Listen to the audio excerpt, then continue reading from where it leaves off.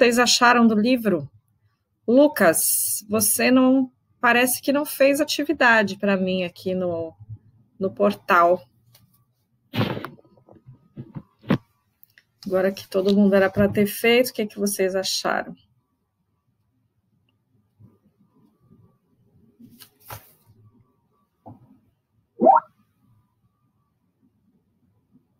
Como assim com o nome? Ah, tá. Aparece para mim, sim. Aparece que foi você que entregou. Sim, Matheus. Se você conseguiu colocar no portal, aparece sim. Até eu fui lá e aceitei a maioria que já tinha postado na sexta-feira, mas ainda tinha tempo para postar. Depois eu vou lá aceitar o resto de quem colocou. Bom, vocês viram aí que o primeiro capítulo foi muito de apresentação, né, de personagens, de ambiente, de lugares. Vocês devem ter percebido que o Ateneu é uma escola, né, um colégio interno. E aí nós vimos que, deixa eu dar um tempinho, porque tem gente entrando ainda, né? Bom dia, Lia. Deixa eu ver quem mais está aqui. João Gil, Lia, Camille, Letícia, Matheus, Gabriela Sato, Leonardo. Tem mais gente, eu acho. Ana Letícia. Então, vamos comentando aí sobre o que vocês acharam do livro. Quem é mesmo o nosso narrador? Protagonista? Lembra o nome dele?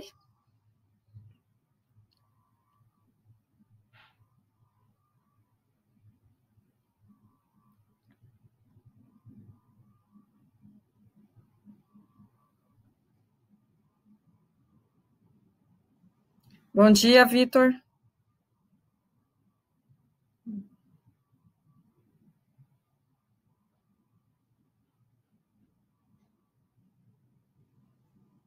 Ninguém lembra do nosso nome? Ah, Sérgio, muito bem.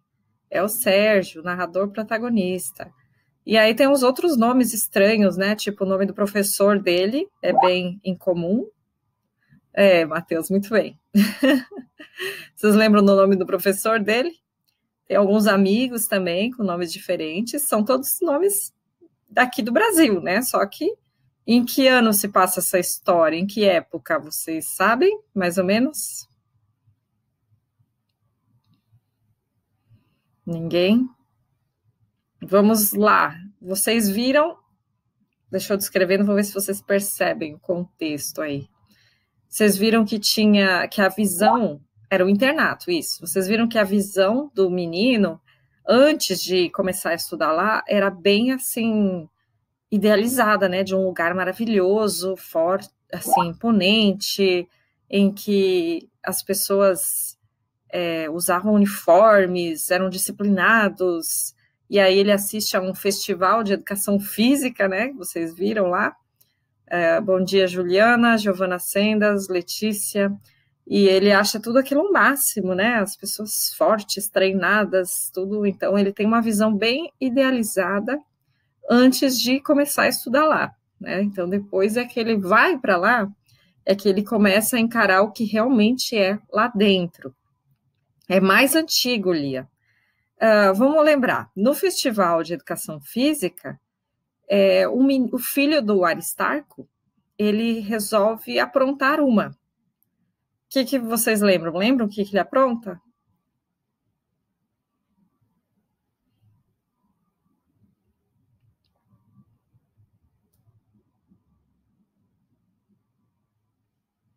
Bom dia, Larissa.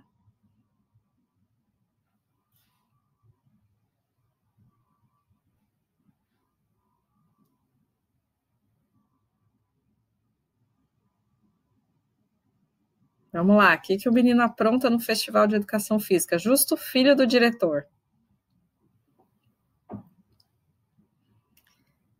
Enquanto vocês digitam aí, e assim, a visão do protagonista lá é que o diretor é um cara ótimo, honrado, a esposa dele também. Ele não beija a mão da princesa, não é da rainha, é da princesa. Quem é essa princesa?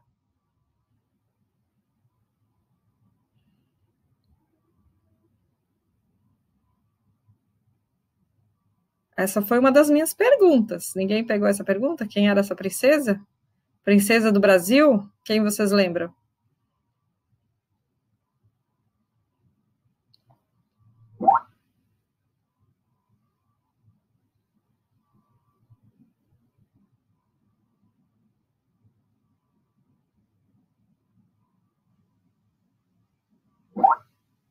Não pegou essa pergunta? Ah, mas que princesa vocês lembram do Brasil? Só tem uma que geralmente a gente lembra. Quem é? Isabel, perfeito, a princesa Isabel. O que ela fez de importante para o Brasil?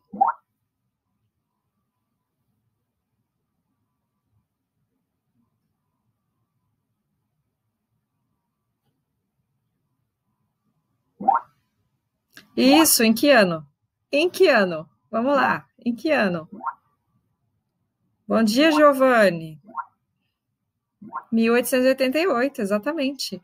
E aí, esse é o ano do livro. O livro foi publicado exatamente em 1888. Aí não dá? Antiguinho o livro. Esse livro, ele voltou para o passado, né? 1888 é o ano do livro. É exatamente no ano da abolição da escravatura, tá? Então, mesmo ano. Ele é um livro do realismo naturalismo. Então, nós voltamos para trás, nós já estávamos lendo livros mais modernos, né? Então, agora a gente foi lá para trás. O Zeca chegou e o Guilherme chegou, então deixa eu aproveitar aqui, ó. Giovanni, José Carlos, Guilherme e Lucas Acotella, vocês aparecem como que não fizeram a avaliação do Ateneu.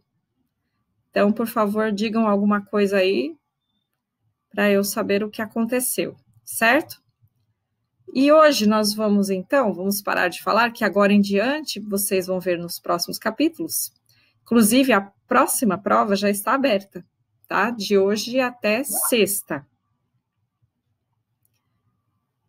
Pode explicar aí. E nos próximos capítulos vão acontecendo mais coisas. Aliás, tem uma coisa que eu não perguntei, mas que era meio suspeita e aconteceu nesses 2 primeiros capítulos. Quando o menino, o protagonista, o narrador, não, acho que não, Lucas, aparece como se você não tivesse feito. Ele vai lá na frente, o professor dele, o Manlio, chama ele lá para falar lá na frente, na primeira vez, ele desmaia. E não estava aberto no final de semana, eu fechei na sexta. Ele desmaia. E aí ele é levado para o roupeiro. O que acontece, o que ele acha no roupeiro? Vocês perceberam? Então, ó, Lucas, Guilherme. Isso, Gabriela. Isso, Matheus. É uma revista pornográfica, exatamente. E ele fica vermelho, roxo, assustado com aquilo lá, né? Eu acho que é uma revista pornô, não é só de homens, mas enfim. E aí o menino da rouparia, né, o responsável, arranca da mão dele e diz: isso não é para sua idade.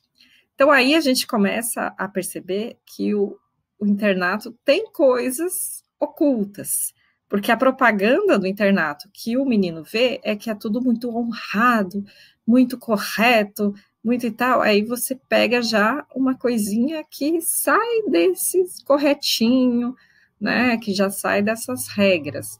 Então, e vai ficar mais explícito ainda no próximo capítulo, vocês vão ver, que vai ficar uma coisa mais aberta.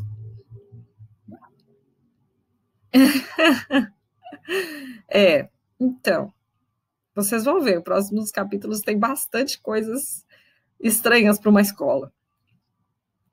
Até o que eles aprontavam naquela época era um pouco diferente do que se apronta hoje, né? Outra coisa que eu ia perguntar. Vocês viram o tipo de descrição dos colegas? É meio bullying, né? O que vocês acharam lá da descrição dos colegas?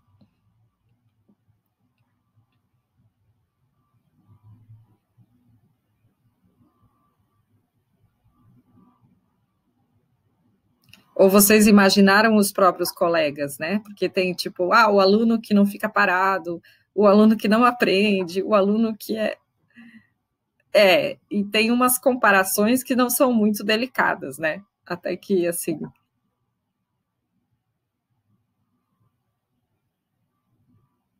Tá, ô, gente, vamos combinar o seguinte, não façam o último dia na última hora, tá, Giovanni? Eu vou abrir uma extra para hoje à tarde, das 2 às 4, certo? Então, vocês vão fazer a avaliação do Ateneu Extra, capítulo 1 e 2. Cuidado para não fazer a do 3 e 4, que é o próximo, tá? Entrem na... E aí, vocês têm 2 horas para fazer hoje à tarde, tá bom? Última chance, ok? Giovanni, Guilherme, Zeca e Lucas. Eu acho até que ela vai abrir a 1 e já vai fechar às 4. Isso. Ok, beleza, tá? Vou fazer uma adaptada ali, mas é uma extra, tá? Façam uma extra. Beleza, gente. Se vocês quiserem escrever mais alguma coisa sobre o Ateneu, toda semana a gente vai conversar um pouquinho. Eu ia olhar quem tirou 10, esqueci de olhar. Alguns alunos foram super bem e outros mais ou menos. O número de acertos que vocês tiveram é a nota, porque são 10 questões e eu coloquei cada uma valendo 1. Então, o número de questões é o número de acertos, ok? Então, peguem do capítulo 1 e 2, isso. Avaliação extra, capítulo 1 e 2. Não está lá ainda, eu vou abrir, tá? Eu vou abrir depois, ok? Deixa eu ver. Literatura, hoje, página 13, primeiro, tá? Livro, página 13. Daqui a pouco eu vou compartilhar a tela. Mas eu quero começar com vocês pelas manifestações do romantismo em Cabo Verde, que é na África, colônias portuguesas. Me deem um ok aí, se vocês acharam o livro. Literatura, página 13, primeiro. Ok? Tá. Então, aí nós temos um escritor importante. A gente tem que ver, assim, que lá nas colônias africanas, a independência foi mais demorada. Por isso, eles têm menos desenvolvimento próprio deles. Eles têm muita influência de Portugal, mais forte que no Brasil. Quando a gente está estudando o romantismo aqui brasileiro, nós já temos autores brasileiros mesmo. E eles ainda têm descendentes de portugueses escrevendo, né? Filhos de portugueses, muito pouca literatura ainda. E aí o que eles têm é muito parecido com o que se fazia no Brasil, porque os textos do Brasil iam para lá e eles se inspiravam, né? Ou no Brasil ou em Portugal. Então nós temos apenas um autor de destaque aí do romantismo inicial, que era de Cabo Verde, que era o Eugênio Tavares. E ele gostava de, assim, como é que é? De ressaltar aquilo que era nacional. Então ele tem essa tendência nacionalista igual os primeiros autores no Brasil. E aí ele escreve as mornas, vocês podem ver, tá em negrito ali embaixo, que são tipo canções, porque ele era músico também, então são poemas canções que destacam a língua crioula, que é uma mistura do africano com o português, né? Então ele usa essa linguagem, que é uma mistura, nesses poemas, então por isso que ele se destaca. Mas nós temos aqui um poema dele, em português mesmo, que diz assim: partindo, triste por te deixar de manhãzinha, desci ao porto, e logo, asas ao vento, fomos singrando, sob um céu cinzento, como num ar de chuva, uma andorinha. Olhos na ilha, eu vi, amiga minha, a pouco e pouco, num decrescimento, fugir o lar, perder-se num momento, a montanha em que o nosso amor se aninha. Nada pergunto, nem quero saber, aonde vou, se voltarei sequer, quanto em ventura ou lágrimas me espera. Apenas sei, ó minha primavera, que tu me ficas lacrimosa e triste, e que sem ti a luz não existe. Então, aí a gente vê as características da primeira geração do romantismo, né? Que é a valorização da terra, saudades da terra, e também uma amada, né? A quem ele deixa e de quem ele sente saudades, tá? Então, já temos aí uma manifestação. Agora, vocês podem virar a página e nós vamos ter a segunda geração do romantismo, que é a ultrarromântica, que é aquela que exagera nos sentimentos. E aí eu vou compartilhar a tela com vocês e entrar nos meus slides, tá?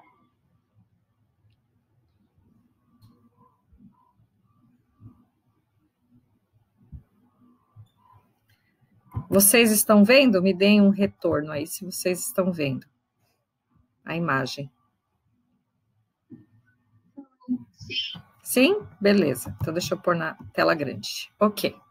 Então, aqui a gente já começa com uma imagem típica do romantismo, que é uma imagem de morte, né? E vocês veem que a pessoa morta está branca, né? Num branco bem destacante, né? Um cenário sombrio. Essa obra é de 1859, Jerome. Então, a segunda geração é aquela que exagera nos sentimentos, no pessimismo, nas saudades, na angústia, na fantasia, como uma maneira de fugir da realidade, e ela se inspira no Lord Byron e no seu spleen, que era a melancolia, né? Que era o mal do século, o tédio, a tristeza, o pessimismo. E eles têm um desejo de fuga, que se chama muitas vezes de escapismo, ou pelo sonho, né? Vou dormir, sonhar e viver outra realidade, ou pela morte, né? Eles achavam que morrendo eles ficariam felizes. O primeiro escritor que nós temos aí é o Álvares de Azevedo. Então, calculem aí quanto tempo ele viveu, de 1831 a 1852. Podem colocar no chat, uma vida curta, né? Ele nasceu em São Paulo, aos 2 anos mudou para o Rio de Janeiro, aos 5 ele já perdeu o irmão mais velho. Então, eles vivenciavam a morte muitas vezes na vida, era uma coisa assim muito constante para eles. Ele voltou para São Paulo para fazer direito, e a maioria deles fez isso, porque na época a Faculdade de Direito de São Paulo ela era a grande faculdade de humanas. Tanto é que existe um centro literário dentro da Faculdade de Direito de São Paulo. Então, aos 16 anos, ele já estava fazendo faculdade, né? Tudo era mais rápido, mais cedo. E aí, em 1852, ele já era tuberculoso, já tinha a perspectiva de que ia morrer. Ele caiu no cavalo, e no hospital eles ainda descobriram que ele tinha um tumor na fossa ilíaca, na parte do abdômen, justamente porque ele se machucou, eles descobriram. Foi operado sem anestesia e acabou morrendo. E aí os poemas dele foram publicados no ano seguinte.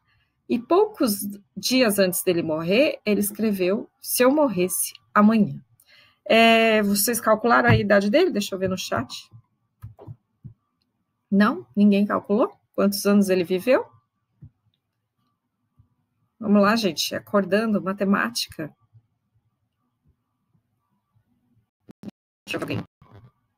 21, exatamente. Vocês veem que vida curta, né? 21 anos só. Eles morriam muito cedo nessa época do romantismo. Então, as características dele: muita sensibilidade, muito sonho, a imagem idealizada da mulher, acreditava na possibilidade do amor, ainda que fosse só depois da morte. E ele tinha consciência dessa proximidade da morte. E a gente viu que ele perdeu um irmão com 5 anos. Então, assim, era uma questão constante na vida deles, né? E ele fala sobre saudades da família. Aqui tem um quadro que é de um pintor brasileiro, Almeida Júnior, e esse quadro está lá no MASP, e chama Moça Lendo. O que vocês veem de características do romantismo nesse quadro aí, dessa época? Olhem bem que diz Moça Lendo, mas para onde ela está olhando? Coloquem no chat que eu vou olhar o chat. Para o céu, exatamente. Ela está olhando para qualquer lugar, menos para o livro, né? Então, é isso, a imagem de alguém sonhando, imaginando, que tem muito a ver com o romantismo. E essa mulher, não sei se vocês perceberam, ela é pálida, né? Com as bochechas rosadas. Então, é tudo o que eles imaginavam na época. Aqui o poema. Se eu morresse amanhã. Se eu morresse amanhã, viria ao menos fechar meus olhos minha triste irmã. Minha mãe de saudades morreria, se eu morresse amanhã. Quanta glória presinto em meu futuro, que aurora de porvir e que manhã eu perdera chorando essas coroas, se eu morresse amanhã. Que sol, que céu azul, que doce nalva, acorda a natureza mais louçã. Não me batera tanto amor no peito, se eu morresse amanhã. Mas essa dor da vida que devora, a ânsia de glória, o dolorido afã, a dor no peito, emudecer ao menos, se eu morresse amanhã. Então, aqui nós temos um lado positivo e negativo de morrer cedo, né? Que ele fala assim que se ele morresse logo, ele não veria a irmã dele morrer. Ela estaria perto na morte dele. Por outro lado, a mãe dele ia ficar muito triste. Ele não teria tantas glórias no futuro, mas, por outro lado, ele não sofreria por amor. Então, eles veem um lado positivo nessa morte cedo, que é a questão do sofrimento ser diminuído. Mas ele não escreveu só poemas tristes, ele escreveu um engraçadinho chamado A Lagartixa. A lagartixa ao sol ardente vive, e fazendo o verão o corpo espicha. O clarão de teus olhos me dá vida, tu és o sol e eu sou a lagartixa. Amo-te como vinho e como sono, tu és meu copo e amoroso leito. Mas teu néctar de amor jamais se esgota, travesseiro não há como teu peito. Posso viver agora, para coroas não preciso no prado colher flores. Em grinaldo melhor a minha fronte, nas rosas mais gentis de teus amores. Vale todo um harém a minha bela, em fazer-me ditoso ela capricha. Vivo ao sol de seus olhos namorados, como ao sol de verão, a lagartixa. Então, vocês devem lembrar que as lagartixas, os calangos, eles gostam de ficar parados assim, tomando sol, né, numa pedra, num muro, e ele se sente assim em relação à amada, gostando de ficar só perto dela, né, aos raios dela, ou, né, enfim, aquela questão bem forte do romantismo, da idealização da mulher, do amor platônico. Voltando aqui para minha tela, nós temos agora o Casimiro de Abreu. Ele viveu de 1839 a 1860. E aqui nessa tela vocês já veem que ele morreu antes de completar 22 anos, ou seja, de novo, uma vida curta, rápida. E ele nasceu no Rio de Janeiro também, rico, né, filho de um fazendeiro e comerciante, foi para o Rio aos 13 anos, aos 14 já foi para Portugal, onde começou sua vida literária. Então era tudo muito cedo, muito rápido, porque as vidas eram curtas, né, e eles amadureciam mais cedo, porque tinha que, né. Ele voltou ao Brasil em 1857 e começou a trabalhar como jornalista, mas esse trabalho não durou 3 anos, né. Como ele vivia nos bares, né, vida boêmia, ele contraiu tuberculose, que era a grande doença da época, e morreu logo em seguida. Então ele escreveu aqui, que é simpatia. Simpatia é o sentimento que nasce num só momento, sincero no coração. São dois olhares acesos, bem juntos, unidos, presos, numa mágica atração. Simpatia são dois galhos, banhados de bons orvalhos, nas mangueiras do jardim. Bem longe às vezes nascidos, mas que se juntam crescidos e que se abraçam por fim. São duas almas bem gêmeas, que riem no mesmo riso, que choram nos mesmos ais. São vozes de dois amantes, duas liras semelhantes ou dois poemas iguais. Simpatia, meu anjinho, é o canto de passarinho, é o doce aroma da flor. São nuvens de um céu de agosto, é o que me inspira teu rosto. Simpatia é quase amor. Então aí nós temos um poema mais meiguinho, que aborda justamente essa questão da paixão, né, da paixão, que era o que eles gostavam de sentir, mas tinham poucas oportunidades justamente porque morriam muito cedo. Vamos lá. Daí nós temos o Fagundes Varela. O Fagundes Varela viveu de 1841 a 1875. E aí, fazendo as contas aqui, dá 34 anos. Então, ele viveu bem mais do que esses outros dois, apesar de, na nossa perspectiva, ainda ser uma vida bem curta. Ele nasceu e morreu no Rio de Janeiro, e ele cursou Direito em São Paulo também. Só que, como ele vivia nos bares e gostava de escrever, acabou desistindo do curso de Direito. Então, o Fagundes Varela teve vários problemas na vida dele, né? Então, ele se casou com uma mulher que era artista de circo. E artistas de circo eram desprezados na época, né? Considerados assim, a mulher artista em geral já era considerada como se fosse uma prostituta. Então, eles desprezavam. E aí a família dele se afastou dele, desprezou.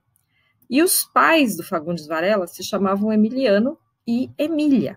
Então, o primeiro filho dele, ele quis colocar o nome em homenagem a eles e chamou de Emiliano. Mas ele faleceu com 3 meses de vida. Isso marcou muito a vida do Fagundes Varela e ele escreveu o Cântico do Calvário. Ele fez uma viagem para Recife e durante essa viagem a esposa também faleceu. Então ele ficou viúvo e os pais o aceitaram de volta. Ele voltou para a casa dos pais e em 1869, aliás, do pai, que a mãe já tinha falecido, ele casou com uma prima, a Maria, e teve 2 filhas primeiro, a Lélia e a Ruth. Quando ele foi ter o terceiro filho, ele colocou o nome de Emiliano de novo e ele não sobreviveu. E aí ele ficou alcoólatra, se sentia solitário, se apegou à religião, mas como ele bebia muito, 10 anos depois de ter casado, ele morreu de um AVC causado pela bebedeira, aqui aos 34 anos, em 17 de fevereiro de 1875. E aqui nós temos esse poema que ele escreveu à memória desse filho, né, do Emiliano, morto a 11 de dezembro de 1863. Então, é o famoso Cântico do Calvário. Eu coloquei aqui apenas a primeira e a última estrofe para a gente ter uma noção. Eras na vida a pomba predileta, que sobre um mar de angústias conduzia o ramo da esperança. Eras a estrela que entre as névoas do inverno cintilava, apontando o caminho ao pegureiro. Eras a messe de um dourado estio, eras o idílio de um amor sublime. Eras a glória, a inspiração, a pátria, o porvir de teu pai. Ah, no entanto, pomba, varou-te a flecha do destino. Astro, engoliu-te o temporal do norte. Teto, caíste. Crença, já não vives. Então, aqui a gente vê toda a expectativa que ele tinha como pai para aquele filho, né? Que esse filho é a pomba predileta, o ramo da esperança, a estrela, né? O amor, a glória, a inspiração, o futuro do pai, tudo isso. Mas aí ele desconstrói, né? A pomba levou uma flecha do destino, quer dizer, morreu. O astro foi engolido pelo temporal, o teto caiu, a crença não vive. Mas ele termina com uma esperança aqui. E a última estrofe diz assim: mas não, tu dormes no infinito seio do Criador dos seres. Tu me falas na voz dos ventos, no chorar das aves, talvez das ondas no respiro flébio. Tu me contemplas lá no céu, quem sabe, no vulto solitário de uma estrela. E são teus raios que meu estro aquecem. Pois bem, mostra-me as voltas do caminho. Brilha e fulgura no azulado manto. Mas não te arrojes, lágrima da noite, nas ondas nebulosas do ocidente.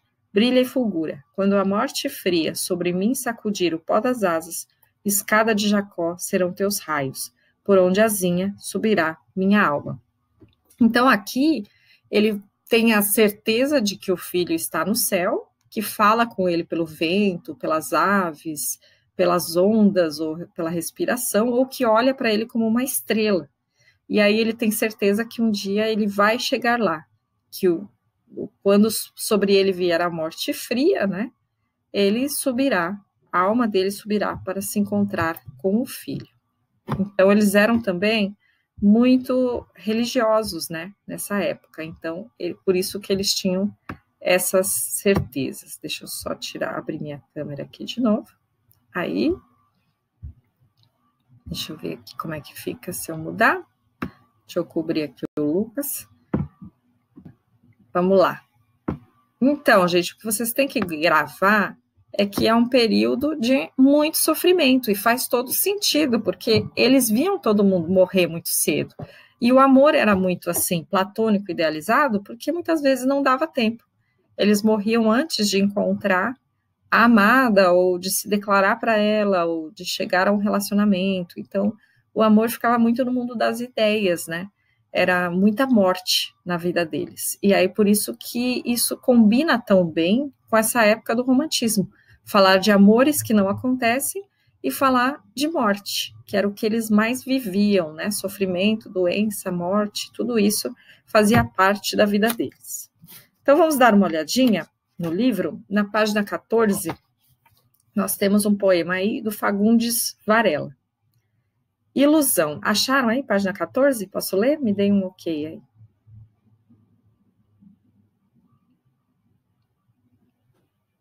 Tá, beleza. Sinistro como um fúnebre segredo, passa o vento do norte murmurando, nos densos pinheirais. A noite é fria e triste. Solitário, atravesso a cavalo a selva escura, entre sombras fatais. Então, por que esse cenário combina tanto com a poesia da segunda geração do romantismo? Que cenário é esse que ele está descrevendo?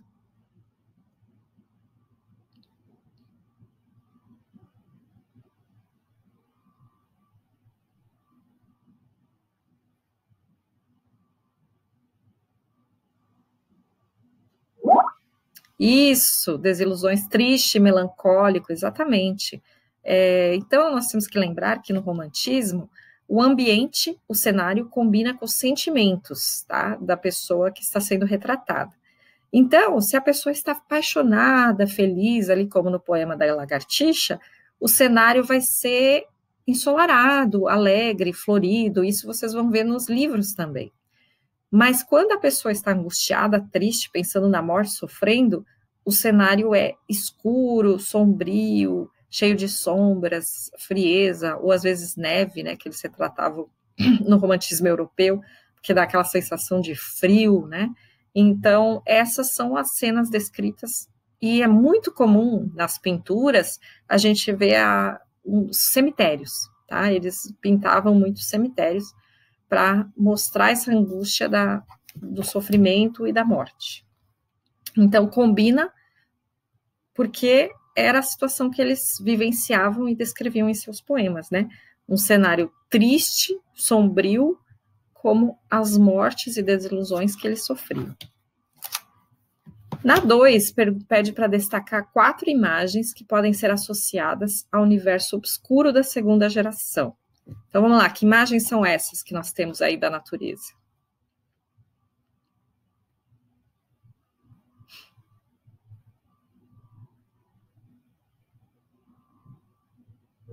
Selva escura, muito bem. Selva, porque nós estamos no Brasil, então eles querem destacar que nós vivemos próximos ou na selva, né? Que mais de ambiente sombrio aí?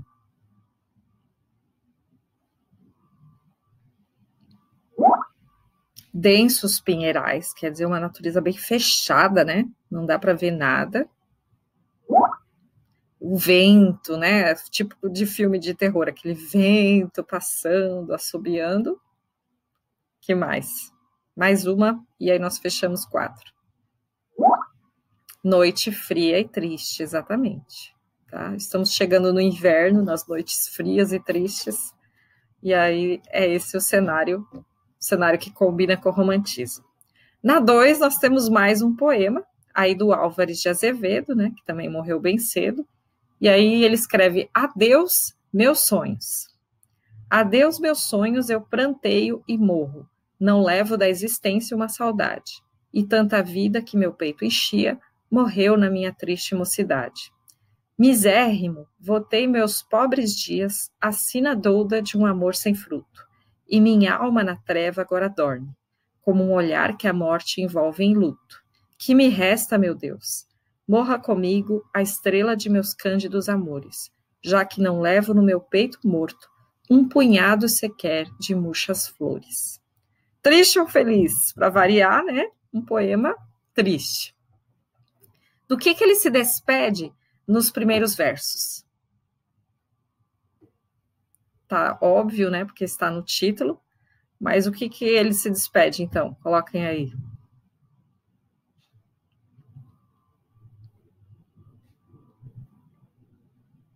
Tá tão óbvio que vocês não vão nem escrever.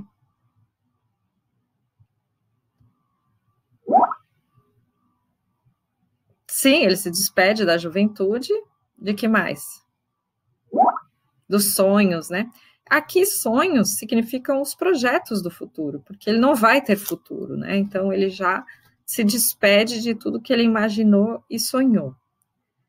E aí tem um relacionamento aí também envolvido nesse poema, né? Mas vamos ver a próxima questão. Ele está dizendo que vai morrer? Vamos analisar. Então, na B, qual das afirmações vocês acham que é correta? O eu lírico lamenta a perda de tempo em apaixonar-se por uma mulher cujo relacionamento não frutificou.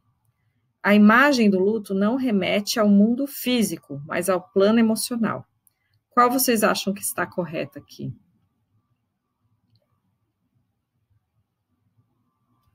Quando ele diz misérrimo, votei meus pobres dias, a sina douda de um amor sem fruto, ele diz que se dedicou por muito tempo a um amor que não deu resultado.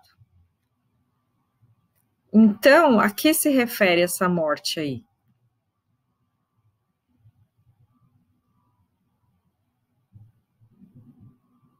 Ninguém? Qual vocês acham que está correta aí? O que acontece aqui, a letra A, que ele fala que lamenta a perda de tempo e apaixonar-se. Então, imaginem, se vocês têm só 20 anos vão ter no máximo 20, 21, 22 anos de vida. E aí você se apaixona e luta por um amor por muito tempo, querendo conquistar esse amor. E aí, de repente, não dá certo. Às vezes, naquela época, não dava tempo de tentar outro, né? Porque até você encontrar a pessoa e aí investir nesse relacionamento, que era mais difícil, né? As relações eram mais afastadas, né? Distantes e tudo mais. Então, era uma perda de tempo. A pessoa ficava talvez sem uma segunda chance, né? E as duas estão corretas. Na verdade, aí é uma pegadinha. As duas estão corretas, porque eles associavam a perda do amor à morte. É como se ele estivesse morto já, mesmo sem ter morrido ainda, porque ele tinha perdido, digamos, a chance de encontrar um grande amor. E naquela época, muitas vezes eles achavam que só existia um grande amor, né? Uma pessoa para cada um. Então, não deu certo, morreu, acabou, não tem outra chance. E aí nascer, mas não fiquem tristes, tá? Ainda é segunda-feira, eu sei, mas não fiquem tristes. Como se relacionam no poema os temas do amor e da morte? Então aqui eu já expliquei, né? Se ele perdeu o amor, é como se ele estivesse morto já, perdeu a chance da vida dele. Na 3, nós temos um poema do Casimiro de Abreu. E aí diz, meus 8 anos. Ó que saudades que tenho da aurora da minha vida, da minha infância querida, que os anos não trazem mais. Que amor, que sonhos, que flores, naquelas tardes fagueiras, à sombra das bananeiras, debaixo dos laranjais. Como são belos os dias do despontar da existência, respira a alma inocência como perfumes a flor. O mar é lago sereno, o céu um manto azulado, o mundo um sonho dourado, a vida um hino de amor. Bom, e aqui diz assim que esse poema é considerado de escapismo. Para onde que ele queria escapar? O que ele está imaginando aí como melhor que a situação atual dele? A infância, exatamente.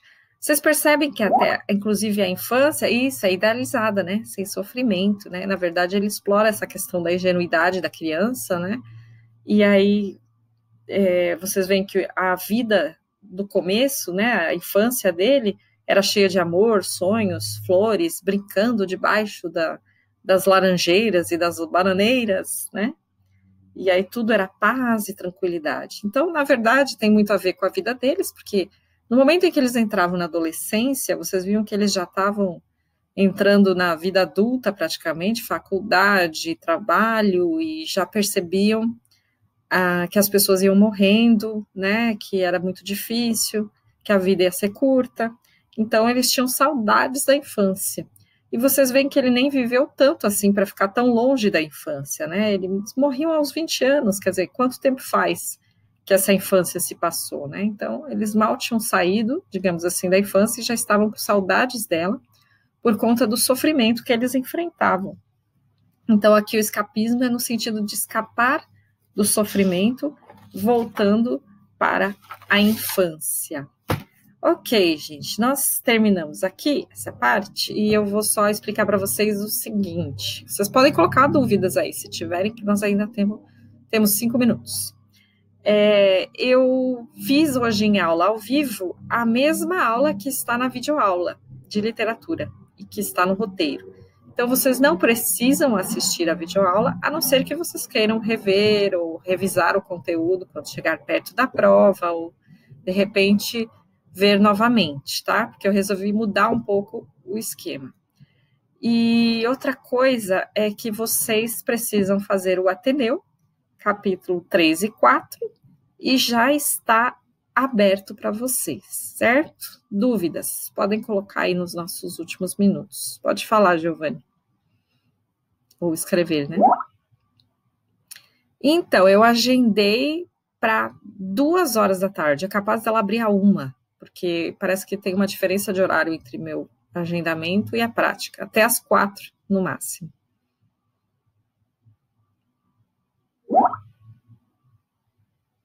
Das redações, então, quando eu ainda estou encaminhando TCCs aqui. Quando eu terminar, eu vou começar a corrigir as redações. E aí eu vou colocar a nota no portal de quem conseguiu entregar pelo portal.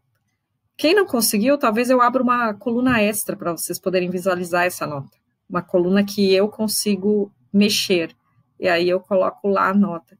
Eu provavelmente, eu não sei como é que funciona ainda nessa atividade, se eu consigo fazer anotações e vocês verem depois. Eu acho que sim. Nós vamos testar isso, porque de repente eu pensei em escrever em vermelho no meio as anotações, e aí depois, quando vocês abrirem o arquivo, vocês olham lá as anotações em vermelho, com a nota dentro, ok? Para vocês saberem o que está, né, de problema. Tá bom? Mais alguma dúvida?